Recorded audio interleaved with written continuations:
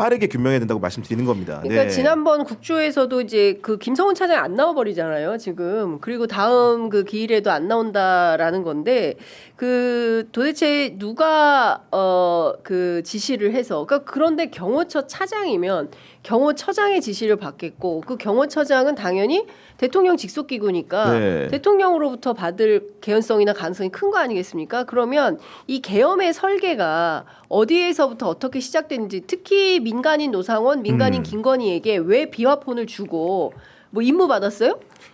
네? 아니 노상원은 확실히 임무를 받았어요. 그렇죠? 지금 그런 상황이죠. 예, 제2 수사단이라는 임무를 받았고 야구방망이부터 시작해서 무슨 수첩도 나오지 케이블 않았습니까? 타이 뭐 예. 계엄 수첩도 작두. 나와 작두 네. 막 별의별 게 다 나왔기 때문에 가장 끔찍한 이번 이 내란 사태에서 노상원의 임무가 가장 비인간적이고 그 참혹한 그런 작전을 하려고 결과적으로는 부품과도 연관되어 있다라는 의혹을 할 수밖에 없는 그렇습니다. 게 백령도에 가지고 가가지고는 예. 그 대상들을 예. 결국 북한에서 무언가를 한 것처럼 꾸밀 수도 있었다라고 하는 정황들이 예. 나오고 있잖아요. 그러니까 가장 끔찍한 그 반인륜 범죄에 해당하는 인격 말살의 범죄를 하려고 했던 그 팀의 수장이 저는 노상원으로 보인다. 그리고 그 노상원 씨의 가진 정체성이라는 것은 반인륜적이기도 하지만 비과학적이기도 합니다.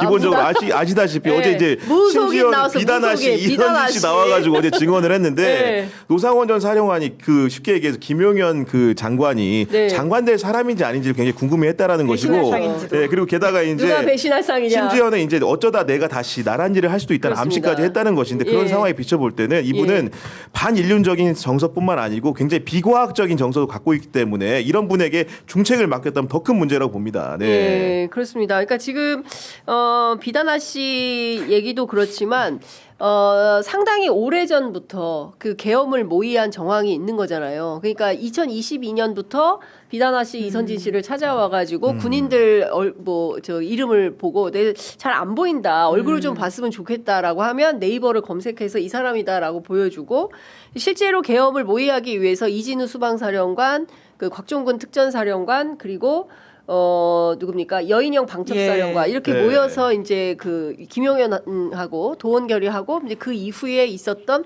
이 장군들 가운데 누가 나를 배신할 건지 이런 걸 좀 물어보지 않았을까라는 생각이 좀 드는데 관련해서 이선진 씨가 뭐 그 수첩을 또 적어놨는데 그걸 또 이사하는 과정에서 잊어버렸다는 거예요. 그래서 어제 부승찬 의원이 꼭 이거 제출하게 되면 여당 주지 말고 저희 방으로 좀 보내달라. 깨알 같은 그런 얘기도 있었습니다. 그러니까 지금 아직 또 내란은 진행 중이다. 이 내란이 끝난 게 아니다. 그래서 이 내란이 완전하게 종식되기 위해서는 그 과정을 전체적으로 그러니까 꺼진 불도 다시 보자. 이 캠페인이 지금 필요한 거예요. 네, 아직 꺼지지 않았다. 그렇습니다. 정말. 예. 사실 어제 헌재와 관련해서도 전형식 재판관이 홍장원 1차장한테 하는 질문의 태도라던가 이런 것들을 보면 저는 아직 헌재도 우리가 이렇게 안심하고 다음 조기 대선을 이야기할 만큼의 상황인지에 대해서도 좀 불안감이 계속 좀 있습니다. 그렇습니다. 그 얘기를 조금 듣고 오면 좋을 것 같은데 일단 저는 어제 호수 위에 떠 있는 달 그림자. 어제 우리가 정치비상구에서도 방송 중에 이 속보가 떠가지고 달 그림자 얘기를 좀 했습니다. 그 현장에서 어제 헌법재판소 현장에서 달 그림자 얘기 어떻게 했는지 그 문구 준비돼 있으면 잠깐 영상 보고 오겠습니다. 이번 그 사건을 보면은 실제 아무런 일도 일어나지 않았는데 뭐 지시를 했니, 지시를 받았니, 뭐. 이런 얘기들이 마치 어떤 호수 위에 떠 있는 달 그림자 같은 거를 쫓아가는 그런 느낌을 좀 많이 받았고요. 아무 일도 안 일어난 거예요? 그러니까네. 그러니까 저는 그래서 어떤 생각까지 들었냐면 좀 캠페인을 해야 되는 게 아니냐. 우리가 그날 밤 얼마나 불안하고 두려웠고 혹은 걱정하고 이 상황이 무서웠는지에 대한 모두의 집단적 기억이 있지 않습니까? 그렇습니다. 지금 윤석열 대통령이 기억 조작을 시도하고 있는 것이거든요. 기억 조작. 그리고 역사 만들기를 새롭게 하고 있는 것이라는 생각이 드는데요. 저는 2014년 4월 16일 세월호 사건만큼이나 2024년 12월 3일은 평생 못 잊을 것처럼 그날이 생생하게 기억이 나거든요. 물론 시간이 지나면 조금씩 방식의 어떤 기획의 태색은 있겠지만 큰 줄기에서 그날 얼마나 황당하고 그리고 이 상황이 엄중했는지 그리고 예. 두려웠는지 기억이 나는데 네. 평온했다라는 식의 이야기들이 주는 정말 이 기억 조작이라고 하는 것은 반드시 우리가 그날 모든 것들을 지금 증언을 수집해서 하나의 뭐 아카이브를 해야 되는 게 아닌가라는 생각이 들기까지 아니 했습니다. 아무 일도 일어나지 않았는데 실제로 우리나라 경제 상황이라는 게 증시가 추락하고 환율이 올라오고 이런 일들이 일어납니까? 그리고 당시에 병력이 한두 명씩 10명, 20명 투입된 게 아니잖아요. 수방사, 방첩사, 정보사 어떻게 보면 많은 병력이 투입되는데 그걸 두고 1605명이 실무장했습니다. 그걸 두고 아무 일도 일어나지 않았고 국무위원들도 갑자기 자다가 봉창 두드리는 소리라고 모여가지고 예. 계엄 관련된 의결을 봐야 됐고 이후에 예. 해제할 때 또 국회에 해제된 다음에 또 와서 했는데 예. 그런 일들이 그 국정의 최고 책임자이자 군 통수권자인 윤석열 머릿속에는 아무 일도 없는 날로 기억된다는 게 정말로 이제 국민과 유리된 생각이다. 네. 동떨어진 생각이다. 혼자만 살고 있다. 이 세상에. 그러니까 지금 윤석열 네. 월드 우리가 이제 지난번에 그 구영배 월드 얘기하지 않았습니까? 그 저 뭡니까?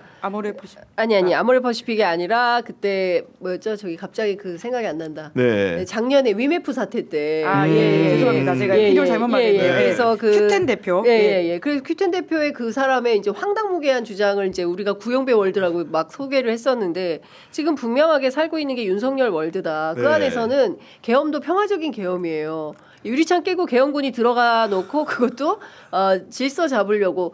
그다음에 그때 흥분한 군중이 있지 않았어요. 그러니까요. 그러니까 예. 그런데 그거를 마치 흥분한 군중을 제압하는 차원에서 질서를 잡으려고 한 거다라고 끊임없이 오도를 그날 하는 가장 흥분한 사람은 윤석열 그런 것 대통령이죠. 같아. 전화 목록만 보더라도 아마 알 수 그렇습니다. 있을 것 여기저기 같아요. 다 전화했어. 네. 지금 당장 도끼로 문짝을 부수고라도 총을 쏴서라도 아직 그 의결 정족수가 네. 다 차지 않은 것 같은데 들어가 이거 요구를 한 거 아닙니까? 네, 계엄 선포 그날 저희 영상을 다 보지 않았습니까? 그 영상만 보더라도 윤 대통령이 굉장히 흥분한 상태에서 말을 해서 오디오에서 뭔가 사람이 숨소리가 들린다고 저는 생각을 했었거든요. 그게 그때만 하더라도 급하게 잡힌 기자회견이어서 오디오 감독의 목소리인가라는 생각했는데 지금 생각해보니 흥분한 윤 대통령의 숨소리가 아니었나 싶을 정도로 아니 네. 심지어 어제 그 아무 일 없다고 하기에는 본인을 위해서인지 아니면 윤석열 피고인을 위해서인지 모르겠지만 그 여인여정 사령관이 사실 답변이 제한되는 부분들이 많았는데 네. 이분이 그래도 이런 얘기는 했습니다. 수많은 요원들이